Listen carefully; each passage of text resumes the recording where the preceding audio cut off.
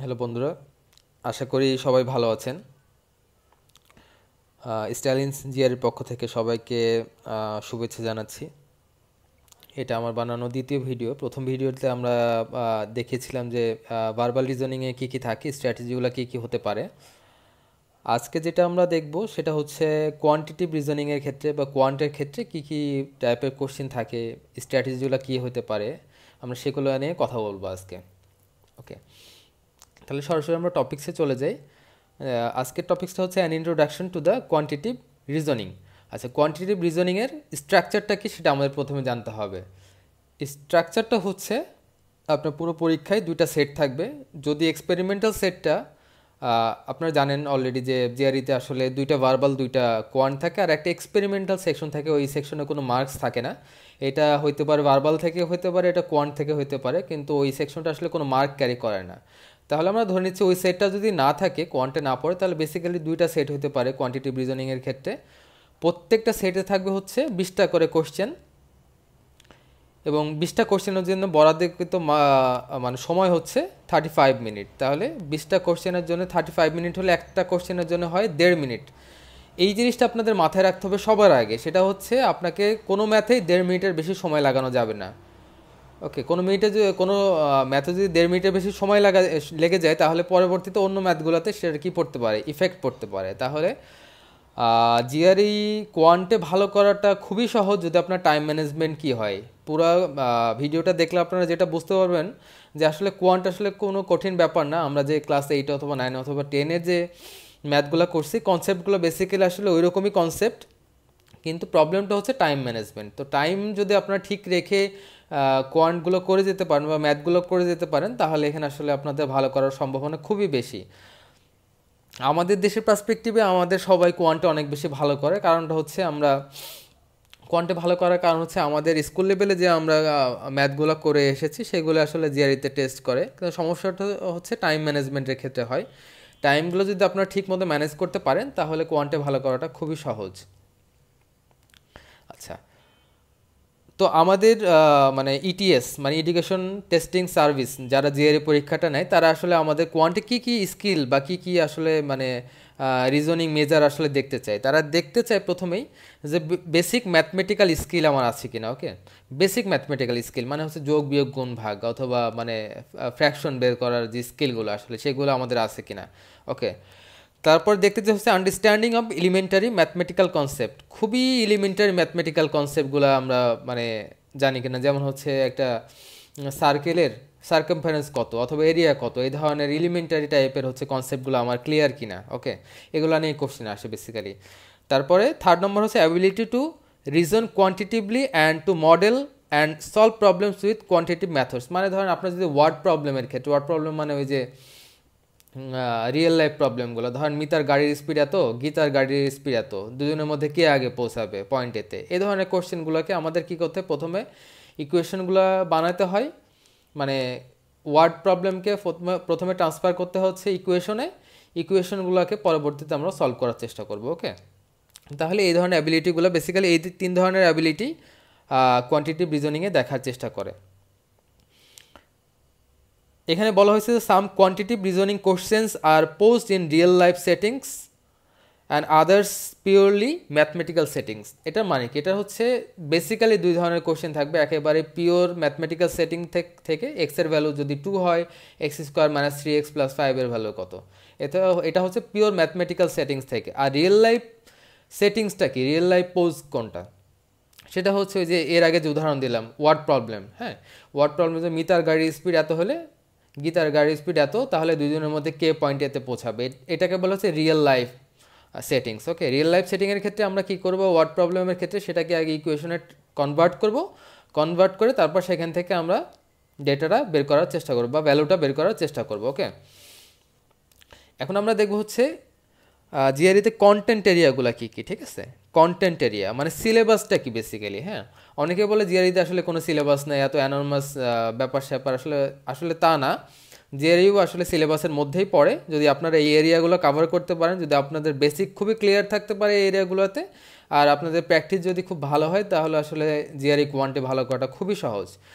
তাহলে আমরা দেখব যে কন্টেন্ট এরিয়াগুলো কী কী। এখানে বেসিক্যালি 4টা কন্টেন্ট এরিয়া থাকে: arithmetic, algebra, geometry and data interpretation. আমরা এখন দেখব হচ্ছে অ্যারিথমেটিকের পার্টগুলো কী কী। হ্যাঁ, অ্যারিথমেটিকের মধ্যে কী কী থাকে। আচ্ছা, topics include properties and types of integers such as divisibility, factorization, prime numbers and remainders, odd and even integers. মানে কি, আপনাদের প্রথমেই যে এই জিনিসটা সম্পর্কে ধারণা থাকতে হবে সেটা হচ্ছে ইন্টিজার প্রপার্টিজ। ইন্টিজার প্রপার্টিজের মধ্যে কী কী থাকতে হবে? ডিভিজিবিলিটি রুলসগুলো জানতে হবে, তারপর ফ্যাক্টরাইজেশন কীভাবে করতে হয়, প্রাইম নাম্বার কী, তারপর প্রাইম নাম্বার কারা, এগুলো সম্পর্কে ধারণা থাকতে হবে। তারপর রিমাইন্ডার কীভাবে বের করতে হয়, রিমাইন্ডারের ফর্মুলা কী বের করা, ঠিক আছে। ইভেন অ্যান্ড অড নাম্বারগুলো কীভাবে প্লাস মাইনাস মাল্টিপ্লিকেশন হবে, এগুলো সম্পর্কে থাকতে হবে। মানে অড মাল্টিপ্লাই অড হলে কী হয়, অড প্লাস অড হলে কী হয়, অড ডিভাইডেড বাই ইভেন হলে কী হয়, এই ধরনের কনসেপ্টগুলো আপনাদের খুব বেশি ক্লিয়ার থাকতে হবে, ঠিক আছে। তারপরে যেটা আসে বা অ্যারিথমেটিকের আন্ডার, সেটা হচ্ছে এক্সপোনেন্ট অ্যান্ড রুটস। এক্সপোনেন্ট মানে তো জানেন যে পাওয়ারের যে ম্যাথগুলো, হ্যাঁ। তারপর রুট থেকে কোশ্চেন থাকে, কনসেপ্ট সাসেস এস্টিমেশন। এরপরে যে কনসেপ্টটা সম্পর্কে আপনাদের খুব ভালো ধারণা থাকতে হবে সেটা হচ্ছে percent, ratio, rates, absolute value ইত্যাদি সম্পর্কে, হ্যাঁ। তারপরে বিভিন্ন নাম্বার লাইন সম্পর্কে আপনার ধারণা থাকতে হবে, হ্যাঁ। এই হচ্ছে বেসিক্যালি অ্যারিথমেটিকের পার্ট। আবারও বলতেছি, অ্যারিথমেটিকের মধ্যে থাকবে ইন্টিজার প্রপার্টিজ, ইন্টিজার প্রপার্টিজ মধ্যে divisibility, factorisation, prime number etcetera. তারপরে থাকবে হচ্ছে percent and ratio and absolute ভ্যালুর ম্যাথ থেকে এই অ্যারিথমেটিকে কোশ্চেন থাকবে। ওকে, অ্যালজেব্রার মধ্যে কী কী থাকে? অ্যালজেব্রার মধ্যে থাকে হচ্ছে ফ্যাক্টরাইজিং অ্যান্ড সিম্পলিফাইং অ্যালজেব্রিক এক্সপ্রেশন, মানে ফ্যাক্টরাইজেশন অ্যান্ড হচ্ছে simplification of an algebraic expression. মানে হচ্ছে যে কোনো একটা ইকুয়েশন দেওয়া থাকবে, সেই ইকুয়েশনটা লিনিয়ারও হতে পারে, আবার কোয়াড্রেটিক ইকুয়েশনও হতে পারে, হ্যাঁ। যদি লিনিয়ার হয় সেখান থেকে আপনার ফ্যাক্টরাইজ করে অথবা অ্যালজেব্রিক এক্সপ্রেশনের মাধ্যমে সেখান থেকে আপনার ভ্যালুটা বের করতে হবে। কোয়াড্রেটিকের ক্ষেত্রে আমরা যেই ফর্মুলা জানি, ফর্মুলা দিয়েও আসলে বের করা সম্ভব অনেক সময়। তারপর হচ্ছে কোঅর্ডিনেট জিওমেট্রি হচ্ছে অ্যালজেব্রার আন্ডারে থাকবে। কোঅর্ডিনেট জিওমেট্রিতে কী কী বের করতে হতে পারে, যেমন হচ্ছে স্লোপ কী কোঅর্ডিনেট জিওমেট্রি, তারপর ইন্টারসেপ্ট কী, এগুলো থাকবে হচ্ছে কোঅর্ডিনেট জিওমেট্রির আন্ডারে। কোঅর্ডিনেট জিওমেট্রি তাহলে বেসিক্যালি কার অংশ, সেটা হচ্ছে অ্যালজেব্রা থেকে থাকবে, ওকে, অ্যালজেব্রার অংশ। দেন যে থার্ড যে অংশ সেটা হচ্ছে জিওমেট্রি। জিওমেট্রি একেবারে বেসিক লেভেলের, আমরা আবারও বলছি ক্লাস মানে এসএসসি লেভেলে যে জিওমেট্রিগুলো করছি সেই ধরনের বা তার চেয়েও নিচু ক্লাসের জিওমেট্রি আপনাকে টেস্ট করা হয়। এখানে কি কি থাকবে, যেমন হচ্ছে আপনার প্যারালাল অ্যান্ড পারপেন্ডিকুলার লাইন্স, তারপর হচ্ছে সার্কেলস, ট্রায়াঙ্গেলস, তারপর কোয়াড্রিলেটারাল, এগুলো কী কী বের করতে হতে পারে? এগুলো বের করতে পারে এরিয়া কত, ভলিউম কী বা ভলিউম কত, পেরিমিটার কি, এগুলো বের করতে হয় সাধারণত এগুলো থেকে, বা অ্যাঙ্গেল মেজারমেন্ট করতে হতে পারে, হ্যাঁ। তারপরে ধরুন 30, 60, 90 ডিগ্রি অ্যাঙ্গেল, তারপরে আইসোসেলেস ট্রায়াঙ্গেলের মানে ধরেন কোনো একটা দুইটা সাইড দেওয়া থাকলে থার্ড সাইড কত হবে, তাহলে থার্ড সাইড রুল সম্পর্কে আমাদের ধারণা থাকতে হবে, ওকে। তারপর বিভিন্ন ধরনের পলিগন সম্পর্কেও আমাদের স্পষ্ট ধারণা থাকতে হবে জিওমেট্রি আন্ডারে। পলিগন কাকে বলে? যেগুলো হচ্ছে অনেকগুলো সাইড, যেমন হচ্ছে ট্রায়াঙ্গেল অ্যান্ড কোয়াড্রিলেটারাল তো আমরা পাইলামই পলিগনের আন্ডারে। তারপর থাকতে পারে পেন্টাগন, হেক্সাগন, অক্টাগন, এগুলোর অ্যাঙ্গেল মেজারমেন্ট করতে হতে পারে, হ্যাঁ, প্রত্যেকটা অ্যাঙ্গেল কত হতে পারে, এই ধরনের মেজারমেন্টগুলো কোথায় করতে হবে? জিওমেট্রিতে করতে হবে। তারপর আপনাদের জিওমেট্রিতে আর একটা জিনিস সম্পর্কে ধারণা থাকতে হবে, সেটা হচ্ছে পিথাগোরাসের থিওরেম। আমাদের তো মনে আছে আমাদের, তাই না, ছোটোবেলা আমরা করেছি যে অতিভুজ স্কোয়ার সমান কি, বাকি দুই বাহুর স্কোয়ারের যোগফলকে বলা হচ্ছে বেসিক্যালি পিথাগোরাসের থিওরেম। তাহলে বেসিক্যালি জিওমেট্রিতে থাকবে হচ্ছে মানে ট্রায়াঙ্গেল, সার্কেল, কোয়াড্রিলেটারালস অ্যান্ড হচ্ছে সলিড অ্যাঙ্গেল বা 3D যে ফিগারগুলো আছে, যে 3D ফিগার কোনগুলো, যেমন হচ্ছে কিউব, কিউবয়েড ইত্যাদি, ঠিক আছে। এগুলার কি কি বের করতে হতে পারে? পেরিমিটার বের করতে হতে পারে, বা পেরিমিটার বা সার্কামফারেন্স বের করতে হতে পারে। এরপরে এরিয়া, ভলিউম অ্যান্ড হচ্ছে অ্যাঙ্গেলের ক্ষেত্রে অ্যাঙ্গেল মেজারমেন্ট করতে হতে পারে। বেসিক্যালি এগুলো জিওমেট্রির আন্ডারে থাকে। ফোর্থ অ্যান্ড ফাইনাল টাইপস হচ্ছে ডেটা অ্যানালাইসিস। এটা আমাদের কাছে অনেকের কাছে নতুন হতে পারে, কারণ কি যে এখানকার অনেক ম্যাথমেটিক্যাল টার্ম অথবা অনেক কিছু আমরা কি করি নাই, এর আগে কখনোই করি নাই, ওকে। তো ডেটা অ্যানালাইসিসে বা ডেটা ইন্টারপ্রিটেশনে কী কী থাকে? Topics include such a basic descriptive statistics, মানে একেবারেই সহজ সরল একটা স্ট্যাটিস্টিক্স দেওয়া থাকবে, সেখান থেকে আপনার মিন, মিডিয়ান অ্যান্ড মোড কত বা রেঞ্জটা কি, স্ট্যাটিস্টিক্সের রেঞ্জ বের করতে হতে পারে, মিন অথবা মিডিয়ান অথবা মোড বের করতে হতে পারে। তারপরে যেটা থাকে ডেটা অ্যানালাইসিসে স্ট্যান্ডার্ড ডেভিয়েশন কত, নর্মাল ডিস্ট্রিবিউশন কত, এইগুলো আপনাদের বের করতে, এইগুলো আপনাদের কাছে নতুন মনে হতে পারে, আর স্ট্যান্ডার্ড ডেভিয়েশন, নর্মাল ডিস্ট্রিবিউশন এগুলো অনেকেই করে আসেনি আমরা স্কুল জীবনে বা কলেজ জীবনে। যাদের হচ্ছে স্ট্যাটিস্টিক্স ছিল না বা ইউনিভার্সিটিতে, তারা আসলে এই ধরনের ধারণা থাকাটা খুবই মানে থাকবে না এটাই মনে করা হয়। তবে আমার যে নেক্সট ভিডিওগুলো আমি দিব, এইগুলোতে আমি চেষ্টা করব যেই ধারণাগুলো আমাদের একটু অস্পষ্ট সেগুলোতে আমাদের হচ্ছে ধারণা স্পষ্ট করে দেওয়ার চেষ্টা করব। এরপর থাকতে পারে সার্কেল গ্রাফস, লাইন গ্রাফস, হ্যাঁ বিভিন্ন গ্রাফস থাকতে পারে, যেমন সার্কেল গ্রাফস বললাম, লাইন গ্রাফস বললাম, তারপর বার গ্রাফস থেকে প্রশ্ন থাকতে পারে, বক্স প্লট, স্ক্যাটার প্লট। হ্যাঁ, এই বক্স প্লট, স্ক্যাটার প্লট এই নাম শুনে ভয় পাওয়ার কিছু না, এগুলো খুবই সহজ ধরনের ডেটা ইন্টারপ্রিটেশন, আপনাদের একবার দেখে দিলে আপনারা পরবর্তীতে পারবেন। তারপরে প্রবাবিলিটি, পারমুটেশন, কম্বিনেশন, এগুলা বা ভেন ডায়াগ্রাম, এগুলো হচ্ছে ডেটা ইন্টারপ্রিটেশনের অংশ। বেসিক্যালি ডেটা ইন্টারপ্রিটেশন বা ডেটা অ্যানালাইসিস থেকে 5 থেকে 6টা কোশ্চেন থাকে, মানে including probability, permutation, combination, total মিলায় 5 থেকে 6টা কোশ্চেন থাকে 20টার মধ্যে। ওকে, আচ্ছা, যেই জিনিসগুলো জিআরইতে আপনার অবশ্যই জানতে হবে সেটা হচ্ছে মানে জিআরই যে জিনিসগুলো ক্লিয়ার করে দিচ্ছে আমাদের, সেটা হচ্ছে যে যতগুলো নাম্বার এখানে ব্যবহার করা হবে আমাদের মানে কোশ্চেনে, সব নাম্বারগুলো রিয়েল নাম্বার। ওকে, এখানে আনরিয়েল নাম্বার বা ইমাজিনারি কোনো নাম্বার নিয়ে কোনো প্রশ্ন থাকবে না। So all numbers are used are real numbers. Okay, এটা ক্লিয়ার থাকতে হবে। রিয়েল নাম্বার কোনগুলো, যেগুলো হচ্ছে আমরা বাস্তব জীবনে দেখতে পাই, মানে হচ্ছে যেমন -1 +1, তারপর 1.2 মানে ফ্র্যাকশন, হ্যাঁ, র্যাশনাল, ইরেশনাল, সব নাম্বারগুলো এগুলা কার আন্ডারে পড়ে, রিয়েল নাম্বারের আন্ডারে পড়ে। ওকে, এখানে তাহলে কোনো নাম্বারই আনরিয়েল বা ইমাজিনারি কোনো নাম্বার ইউজ করা হয় না। Clear? All figures are assume to lie in a plane unless otherwise indicated. এটা খুব ইম্পর্টেন্ট একটা মানে পয়েন্ট, সেটা হচ্ছে যতগুলো ফিগারই আমরা দেখব সেটা ধরে নিব সেটা সমান্তরাল একটা লাইনের উপরে বা প্লেন লাইনের উপরে সেটা আছে, আনলেস যতক্ষণ না তারা কি করবে, বলে দিবে। ওকে, বলে দিলে তো আমরা বুঝলাম যেটা আর কি সমান্তরাল লাইনের, সমান্তরাল প্লেনের উপরে নাই। ওকে, থার্ড যে পয়েন্টটা, এটা very very very important to know. Okay, geometric figures such as lines, circles, triangles and equilaterals are not necessarily drawn to scale. এটা খুবই ইম্পর্টেন্ট একটা জিনিস, সেটা হচ্ছে জিওমেট্রিক ফিগারের ক্ষেত্রে আপনারা ওদের ছবি দেখে বা জিআরইতে ছবি দেখে আপনারা ভুল করবেন না। যেটা ট্র্যাপ ওরা তৈরি করে সেটা হচ্ছে আপনার দেখে মনে হচ্ছে AB line is parallel to CD line, কিন্তু তারা হচ্ছে প্যারালাল নাও হতে পারে, যতক্ষণ না বলে দিবে চিহ্ন দিয়ে অথবা লিখে যে AB is parallel to CD, ততক্ষণ পর্যন্ত না আপনারা এদের মানে এটা কিন্তু ট্র্যাপ। হ্যাঁ, জিওমেট্রিক্যাল ফিগারের ক্ষেত্রে এটা খুবই ট্র্যাপ আসলে ইউজ করে। আপনি যদি না জানেন যে আসলে ফিগার নট ড্রন টু স্কেল, তাহলে আপনি ভুল করে ফেলবেন। ধরেন আপনার একটা অ্যাঙ্গেল দেখে মনে হচ্ছে 90 ডিগ্রি অ্যাঙ্গেল অথবা স্ট্রেট অ্যাঙ্গেল মনে হচ্ছে, এটা মনে করলে হবে না যতক্ষণ না তারা বলে দেবে এটা হচ্ছে স্ট্রেট অ্যাঙ্গেল অথবা 90 ডিগ্রি। ওকে, তাহলে this is very important to know that geometric figures are not necessarily ড্রন to scale. তাহলে জিওমেট্রিক ফিগার আপনি চোখে যেটা দেখছেন সেটা দেখে কখনোই বিশ্বাস করবেন না যতক্ষণ না কোশ্চেনে একদম উল্লেখ করে দেওয়া থাকবে প্যারালাল অথবা 90 ডিগ্রি এটসেট্রা এটসেট্রা। ওকে, কিন্তু কোঅর্ডিনেট সিস্টেম অথবা জিওগ্রাফিক্যাল ডেটা ইন্টারপ্রিটেশনের ক্ষেত্রে যতগুলো কোশ্চেন থাকবে বা যতগুলো ফিগার থাকবে সব ফিগারগুলো হচ্ছে are drawn to scale. Coordinate system কোনটা, এক্স ওয়াই প্লেন, আমরা তো জানি এক্স ওয়াই প্লেন বা এক্স এক্সিস আর ওয়াই এক্সিস। এখানে যতগুলো মানে ফিগার থাকবে এবং ডেটা ইন্টারপ্রিটেশনের ক্ষেত্রে যতগুলো মানে ফিগার আমরা পাবো সেগুলো সবগুলাই ড্রন টু স্কেল। কেন drawn to scale? Coordinate system and graphical data interpretation কেন ড্রন টু স্কেল, আর জিওমেট্রিক্যাল ফিগার্সগুলো কেন ড্রন টু স্কেল না, এটা জানার দরকার আছে, তাই না? কোঅর্ডিনেট সিস্টেম আর হচ্ছে ডেটা ইন্টারপ্রিটেশন আসলে আমাদের যেটা মানে পরীক্ষা সেটা হচ্ছে অ্যাজিউম আমরা করতে পারি কিনা, আমরা গেজ করতে পারি কিনা, মানে কাছাকাছি অ্যাপ্রক্সিমেট একটা অ্যান্সার বের করতে পারি কিনা, সেটা হচ্ছে ডেটা ইন্টারপ্রিটেশন ও কোঅর্ডিনেট সিস্টেমের ক্ষেত্রে দেখা হয়। কিন্তু জিওমেট্রিক্যাল ফিগার্সের ক্ষেত্রে আমাদের একেবারে এক্স্যাক্ট হতে হবে যে এত ডিগ্রি মানে 72 ডিগ্রি মানে 72 ডিগ্রি। ওকে, এক্ষেত্রে তাহলে হচ্ছে কোনো অ্যাজিউম করার মানে নাই, সুযোগ নাই। এটাকে আপনাকে যেভাবে ফিগারে যেভাবে দেওয়া আছে ওইভাবে আপনাদেরকে কী কী বের করতে হবে। ওকে, ক্লিয়ার? ওকে, দেন হচ্ছে আমরা দেখবো হচ্ছে কোয়ান্টিটিভ রিজনিং কোশ্চেন টাইপ, মানে কোয়ান্টে কয় ধরনের কোশ্চেন থাকে। বেসিক্যালি কোয়ান্টে 4 ধরনের কোশ্চেন থাকে। ফার্স্ট টাইপটা হচ্ছে কোয়ান্টিটিভ রিজনিং, কোয়ান্টিটিভ কম্প্যারিজন,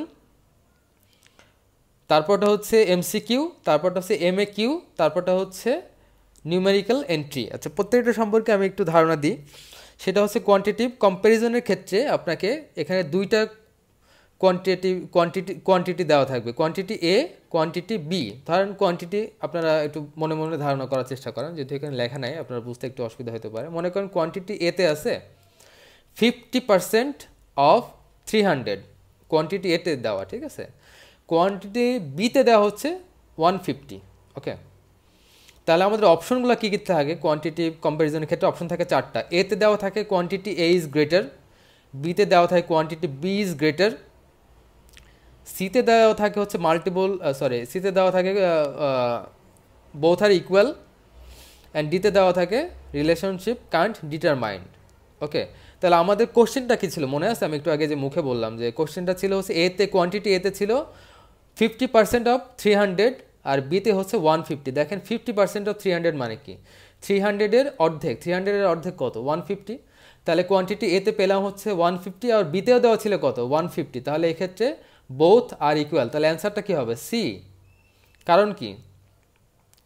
কারণ হচ্ছে চারটা অপশনের মধ্যে এতে থাকে এ ইজ গ্রেটার, বিতে থাকে বি ইজ গ্রেটার, সিতে থাকে বোথ আর ইকুয়াল, ডিতে থাকে রিলেশনশিপ কান ডিটারমাইন। তাহলে আমরা যেহেতু দুইটা কোয়ান্টিটি কী পেলাম, একটা বিতেও পেলাম 150, এতেও পেলাম 150, তাহলে বোথ আর ইকুয়াল। এখানে যদি ফর এক্সাম্পল বিতে দেওয়া থাকতো 157, তাহলে কি হতো? বি ইজ গ্রেটার হতো। ক্লিয়ার? ওকে, এটাকে বলা হচ্ছে কোয়ান্টিটিভ কম্প্যারিজন। আর নাম্বার 2 হচ্ছে এমসিকিউ। এমসিকিউ হচ্ছে একটা কোশ্চেন দেওয়া থাকবে, তার আন্ডারে অনেকগুলো অপশন দেওয়া থাকবে, সেখান থেকে আপনার একটা মাত্র অ্যান্সার চুজ করতে হবে, সেটাকে বলে এমসিকিউ, একটা অ্যান্সার চুজ করতে হবে, হ্যাঁ।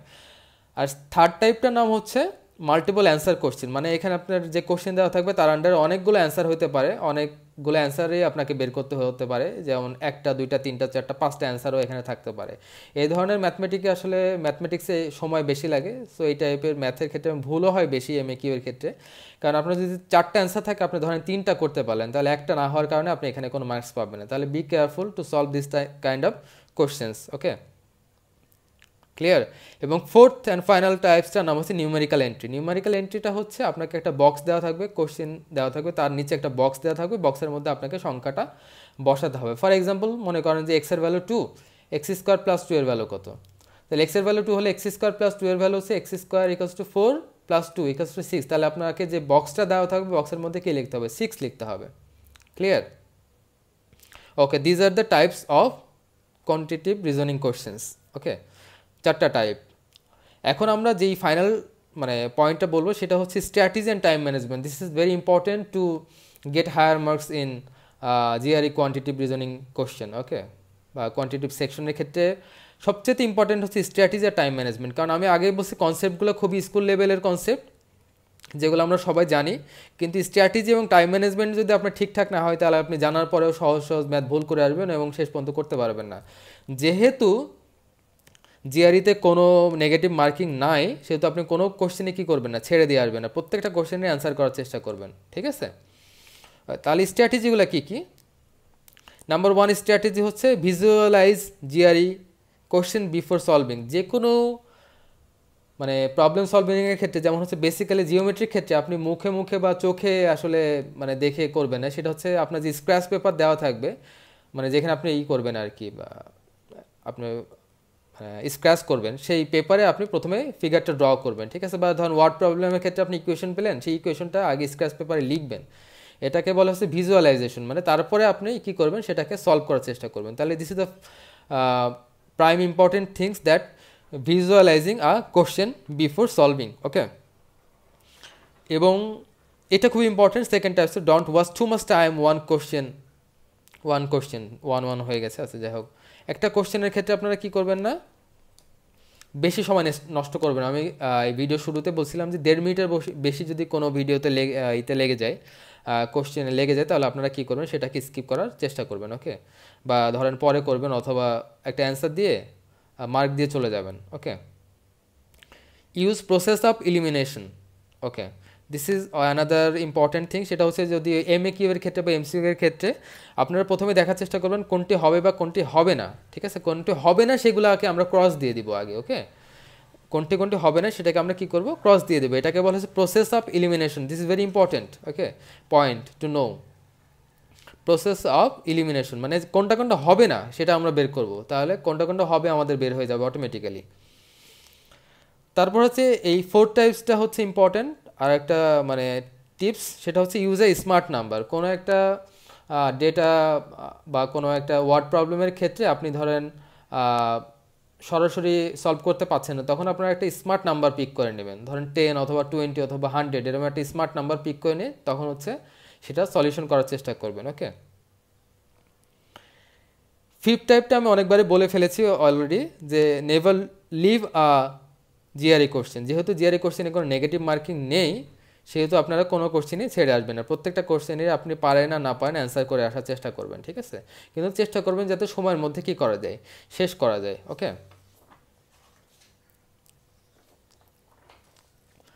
আচ্ছা, consider all relevant possibilities. For example একটা বলেছি, মানে কি এখানে ধরেন আপনারা অনেক সময় কী করেন, একটা দুইটা মানে পসিবিলিটিস কনসিডার করে অ্যান্সারটা দিয়ে দেন, সেক্ষেত্রে অনেক ক্ষেত্রে ভুল হয়। হ্যাঁ, যেমন একটা এক্সাম্পল দেওয়া আছে, এবি ইকুয়ালস টু যদি 0 হয় তাহলে এখানে পসিবিলিটিসগুলো কী কী, এর ভ্যালু 0 হলে কি হচ্ছে, ইকুয়েশনের ভ্যালু 0 হচ্ছে। আবার বি এর ভ্যালু যদি 0 হয়, এর ভ্যালু যাই হোক না কেন, কারণ 0-এর সাথে যাই মাল্টিপ্লাই করবেন সেটা কি হবে, 0 হবে, তাই না। তাহলে এর ভ্যালু 0 হতে পারে আলাদা করে, শুধু বির ভ্যালু 0 হতে পারে, আবার A B both can be 0। তাহলে এখানে 3টা পসিবিলিটিস আছে, এই 3টা পসিবিলিটিস আপনার কি করতে হবে, কনসিডার করতে হবে, ঠিক আছে। আচ্ছা, আর একটা very important things to know, that is হচ্ছে মেনটেন অ্যান্ড ইরোর লগ। যখন আপনারা জিআরই কোশ্চেনগুলো প্র্যাকটিস করবেন বাসায়, তখন আপনাদের একটা খাতা থাকা উচিত এরকম, যে ইরোর লগ খাতা, ওকে, ইরোর লগ কপি। মানে আপনি কোন টাইপের কোশ্চেনগুলো বা কী ধরনের কোশ্চেনগুলো বারবার ভুল করছেন সেটা আপনি ওই ইরোলগ খাতাতে লিখে রাখবেন। দেখেন, একটা মানে সাইকোলজিক্যাল ব্যাপার, সেটা হচ্ছে মানুষের ভুলের যে ব্যাপারগুলো, ভুল কিন্তু একই লুপের মধ্যে করে। হ্যাঁ, মানুষ কিন্তু যেই ভুলটা সে করে বারবার ওই একই লুপের মধ্যে সে পড়ে। তাহলে আপনারাও দেখবেন যে আপনি যখন ওই যে মানে ইরোলগ খাতা বানাবেন, দেখবেন যে আপনার ভুলগুলো ঠিক কি একই রকম, তাই না। তাহলে এইটা যদি আপনারা করতে পারেন, মানে ইরোলগ একটা খাতা করতে পারেন, তাহলে দেখবেন যে আপনাদের ভুলগুলো আপনি ধরতে পারছেন এবং সেখান থেকে কী করতে পারছেন, বেরিয়ে আসতে পারছেন, ওকে। আচ্ছা, দেন হচ্ছে solve GRE practice question in a time setting. আবারও বলতেছি যে 20টা কোশ্চেন আপনারা সবসময় 30 থেকে 32 মিনিটের মধ্যে দেওয়ার চেষ্টা করবেন, ঠিক আছে। 35 মিনিট না, 2 মিনিট সবসময় চেক করার জন্য হাতে রাখবেন, যে আপনার আসলে কোথাও ভুল হয়েছে কিনা বা কোনো জায়গায় ভুল করেছেন কিনা সেটা দেখার জন্য 2 মিনিট সময় রাখবেন। তো 30 থেকে 32 মিনিটের মধ্যে 20টা ম্যাথ করার সবসময় চেষ্টা করবেন। স্টপ ওয়াচ চালু করে দেবেন এবং ম্যাথ করা শুরু করবেন, ঠিক আছে, টাইমলি ম্যাথ করা শুরু করবেন, ওকে। তাহলে এই দুইটা পয়েন্ট খুবই ইম্পর্টেন্ট। ইরোর লগ একটা কপি থাকতে হবে, আমি যেই ভুলগুলো করছি সেই ভুলগুলো আমাকে লিখে রাখতে হবে, কারণ মানুষের ভুলের লুপ, প্রত্যেকটা মানুষের ভুলের লুপ বা ইরোর করার লুপটা আসলে একই রকম, একই লুপের মধ্যে, একই গণ্ডির মধ্যে সে বারবার ঘুরপাক খায়, ওকে। এবং তারপর হচ্ছে সময় ধরে প্র্যাকটিস করা, এবং কোনো কোশ্চেন আসলে 1.5 মিনিটের বেশি সময় নেওয়া যাবে না। So these are the strategies and time management tips to know to conquer quantitative reasoning. এই জিনিসগুলো আসলে যদি আপনি মাথায় রেখে মানে প্র্যাকটিস করে যান, তাহলে কোয়ান্টিটিভ রিজনিংয়ে আসলে ভালো করা খুবই খুবই খুবই সম্ভব। আর কোয়ান্ট নিয়ে ভয় পাওয়ার কিছু নেই। যারা অনেকদিন কোয়ান্টিটিভ রিজনিংয়ের বা কোয়ান্টের বাইরে আছেন, ম্যাথের বাইরে আছেন, তাদেরও ভয় পাওয়ার কিছু নেই, কারণ আসলে আপনারা স্কুল লেভেলে এই ধরনের ম্যাথ করে আসছেন। সো আপনারা সবাই ভালো করবেন ইনশাল্লাহ।